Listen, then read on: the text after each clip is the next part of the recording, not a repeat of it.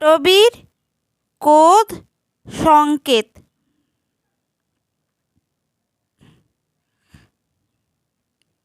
তোমরা তো অনেক ভূতের গল্পই শুনেছ, অনেক অরণ্যভূমির গল্পও শুনেছ। ভূতের সঙ্গে অরণ্যভূমির একটা আন্তরিক যোগাযোগ আছে। কী যোগাযোগ সেটা ঠিকভাবে বলা যায় না, তবে আছে। খুব যোগাযোগ আছে। আজ যে গল্পটা তোমাদের বলবো বা শোনাবো, সেটা ভূতের গল্প বলতে পারো, আবার নাও বলতে পারো।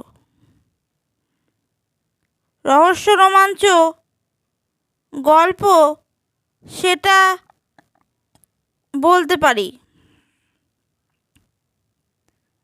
আশা করি গল্পটা তোমাদের ভালো লাগবে। তাহলে চলো, বেশি দেরি না করে শুরু করি আজকের গল্প।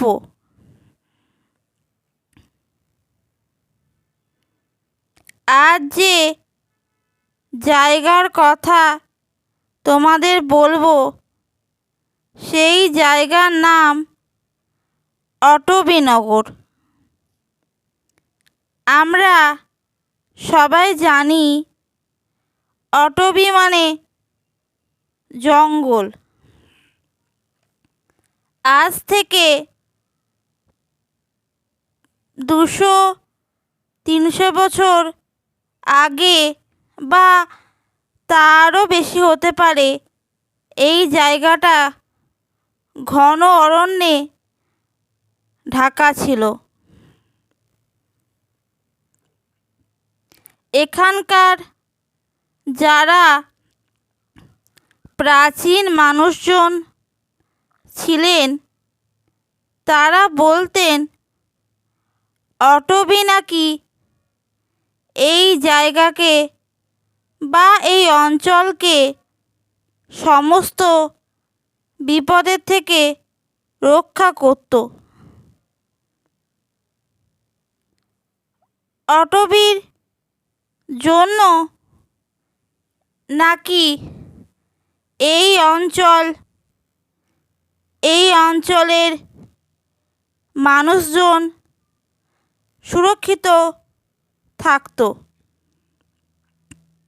তাই এই অটবীকে এখানকার মানুষ খুব মানত। অটবীকে আঘাত করা বা কাটা তো দূরের কথা, অটবী যেন আরও বৃদ্ধি পায়, সেই জন্য তারা আরও বেশি বেশি করে গাছ লাগাতো।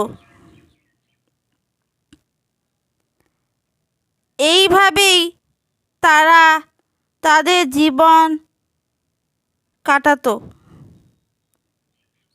সেই সব অনেক দিন আগের কথা।